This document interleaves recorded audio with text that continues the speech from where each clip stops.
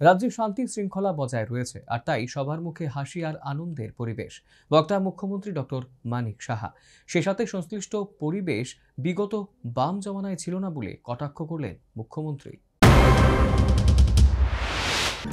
শীতের মরশুমে বিভিন্ন সংস্থা সংগঠন নানাহ অনুষ্ঠান সহ কর্মসূচি হাতে নিয়েছে। রাজধানীর বনেদি নেতাজি প্লে ফোরাম সেন্টারের উদ্যোগে আয়োজিত হয় পেটুক সমাবেশ। শনিবার সন্ধ্যায় এর আনুষ্ঠানিক উদ্বোধন করেন স্থানীয় বিধায়ক তথা মুখ্যমন্ত্রী ডক্টর মানিক সাহা। উপস্থিত ছিলেন মেয়র দীপক মজুমদার সহ অন্যান্যরা। এদিন মুখ্যমন্ত্রী সহ অন্যান্য অতিথিরা পেটুক সমাবেশে আগত স্টলগুলো ঘুরে দেখেন এবং সংশ্লিষ্ট সমাবেশে অংশগ্রহণকারীদের উৎসাহিত করেন।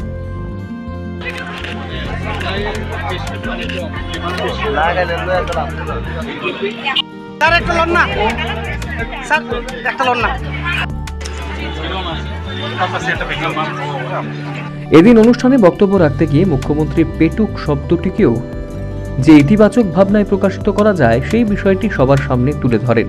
সে সাথে রাজ্যে শান্তি শৃঙ্খলা বজায় রয়েছে বলে দাবি করেন। একই সাথে এই পরিবেশ বিগত বাম জামানায় ছিল না বলে কটাক্ষ করেন। এখানে ঢোকার পরে আমি দেখলাম সবার মুখে হাসি এবং একটা আনন্দের পরিবেশ, সেটা দেখতে পাচ্ছি।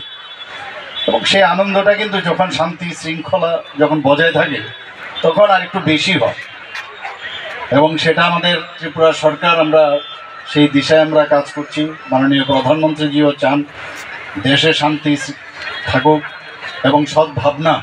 আমাদের এখানে মিশ্র বসতি এলাকা, জাতি জনজাতি, আমরা সবাই মিলে একসাথে আমরা বসবাস যেন করতে পারি। ইতিহাস আমাদের যদি একটু পিছিয়ে যায় তখন আমরা দেখতাম বিভিন্ন জায়গায় একটা অশান্তির পরিবেশ ছিল, সেখান থেকে কিন্তু আমরা ধীরে ধীরে বেরিয়ে আসছি।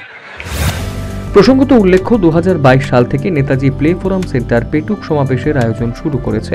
এবছর তা দ্বিতীয় বছরে পদার্পণ করল। Bureau report, news vanguard.